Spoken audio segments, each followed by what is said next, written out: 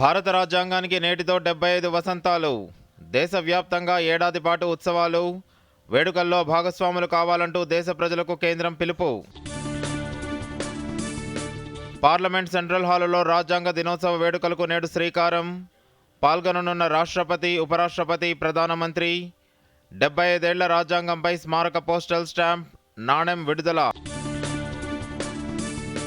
కీలక నిర్ణయాలు తీసుకున్న కేంద్ర కేబినెట్. 2481 కోట్లతో ప్రకృతి వ్యవసాయంపై జాతీయ మిషన్కి ఆమోదం.